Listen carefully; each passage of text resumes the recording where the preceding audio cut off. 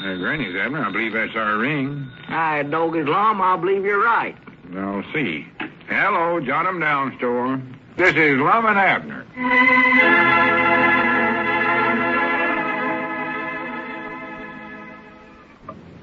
And now, let's see what's going on down in Pine Ridge. Well, plans are going full speed ahead for the big premiere of Lum and Abner's motion picture, which is to be held in the schoolhouse next Friday night. Preparations for the big event have been overshadowed, or have even overshadowed, the $10,000 gift Diogenes left to Pine Ridge in retribution for his counterfeiting activities there.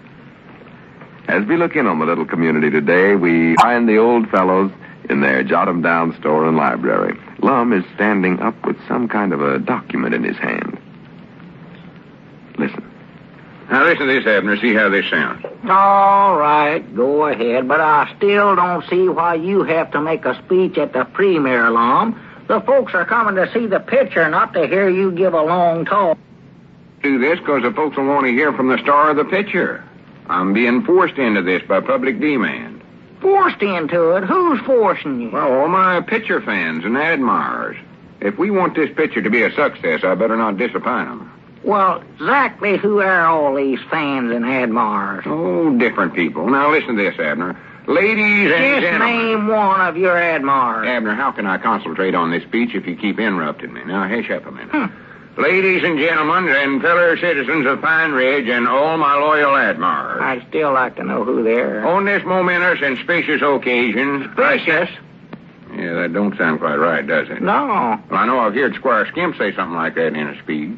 At least that's what it sounded like. Well, natural, anything Squire has something to do with would be spacious. Yeah, maybe I better cut that out. Yeah, I believe I would. On this momentous occasion, I wish to take this opportunity to... Pardon me, there you are, sir. Take this opportunity to tell you... Pardon me, there you are, madam. To tell you how... Just a minute, Lum. What's all them there pardon me's in there for? Oh, I forgot to tell you, that's where I have to stop and give out autographs to people.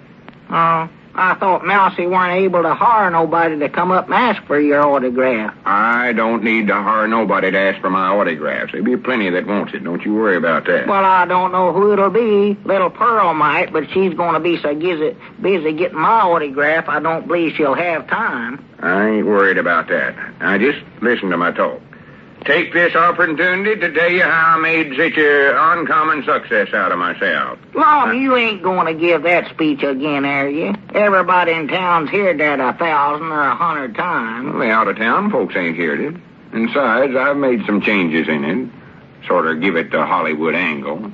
Sort of like make an old dress, take some out here and put some in there. It's the same speech, but changed it up. I concentrate on how I got to be a moving picture star. Well, I know I ain't going to listen to it. Well, you won't even recognize it this time, Abner. Now listen. My good and faithful harbingers... Harbingers? Yeah, I got that from Diogenes. Oh, Don't know exactly what it means, but it sounds impressive. I know you will be all inspired to know that I am a self-made man that has raised himself by his own bootstraps. Abner, cut that out. Who's making this speech, you or me? Well, I could do it just as well as you. I know it by heart. No, you don't. Only that little bitty part there. I know the next part, too, about how you walked barefooted through the snow going to school and how you had to split rails and cut logs when you was only 6-year-old and...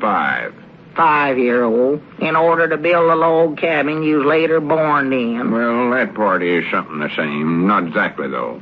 But from there on, it's all different. Just listen to this. At an early age, I showed great promise of becoming a favorite moving picture actor in later life, which I have now become. Well... That's different.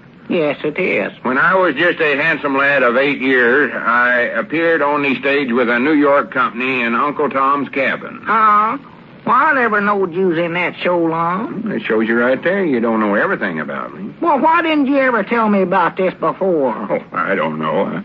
I ain't the one to go around bragging about my past, casting compliments right in my own face. Yeah, well, what part did you play in Uncle Tom's Cabin, Uncle Tom or Little Evie? Well, to be honest, Abner, I never exactly had a regular part in it. You mean you was just in it once in a while? Well, no, you see, I weren't really in the play at all.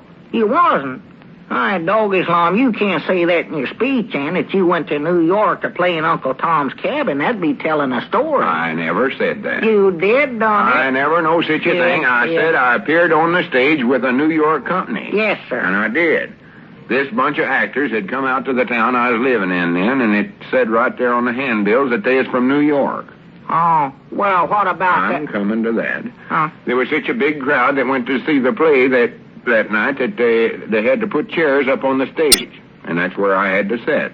So you see, I appeared on the stage with them. You mean you just sat there and watched? Yeah. Of course, I know if any of them actors had fell down and broke a leg or something, I could have jumped right in the part for them. Well, just sitting there watching ain't nothing. I could have did that. Even Cedric could have. You better leave that part out, Lum. Abner, I'm making this speech, not you. Now, just leave me alone. After this first triumph in the theater, I then took up enough elocution, and in a few wait short a minute, weeks... Lum. I believe that's our ring.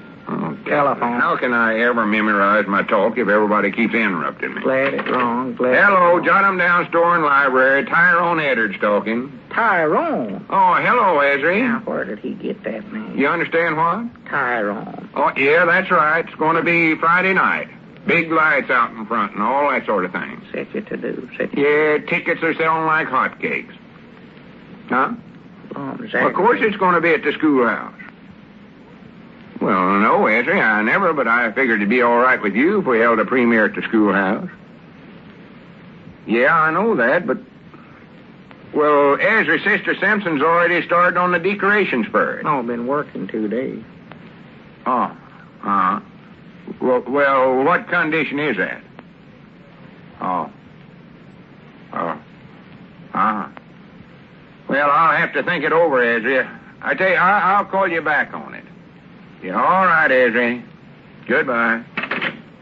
Swan to goodness. What's the matter, Lum? Why, that Ezra Seastrunks thinks just 'cause he's president of the school board that you have to get permission from him before you can use the schoolhouse for anything. Narrow-minded. Well, now, Lum, he's right. We ought to ask him first, come to think about it.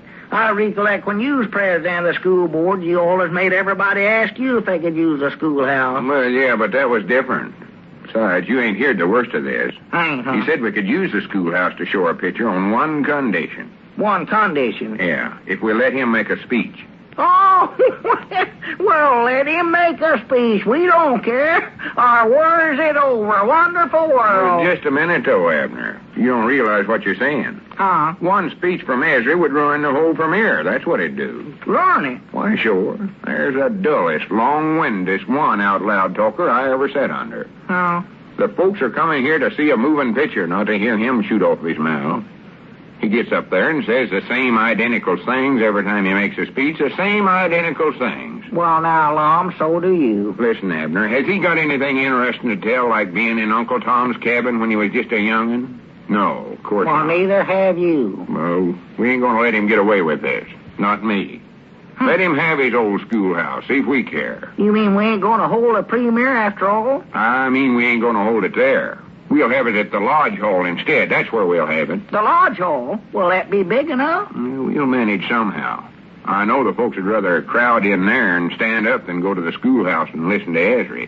We'll show that smart aleck. Yeah, well, can we get the Lodge Hall all right? Oh, sure. Caleb Weehunt's head of the lodge now, and he'll want to have it there long as Cedric's in the picture, his own boy. Yeah, that's right. Yeah, his pa will let him do that. And Grandpap's some kind of an officer, too. He'll help out. Yeah, he'll do all he can. But, say, how about that decorating that Sister Simpson's doing over the schoolhouse? Granny's, that's right, ain't it? We got to stop that. Oh, yeah. I'll ring her up right now. Yeah, you better, Lum. Yeah, better get her stopped. She's working over there. Wait a minute, doggies. There's Mousy out there in front. I'll run out and tell him to get some paint and change all them posters we put up too long. Yeah, that's a good idea. Tell him to make them all read to the Lodge Hall instead of the schoolhouse.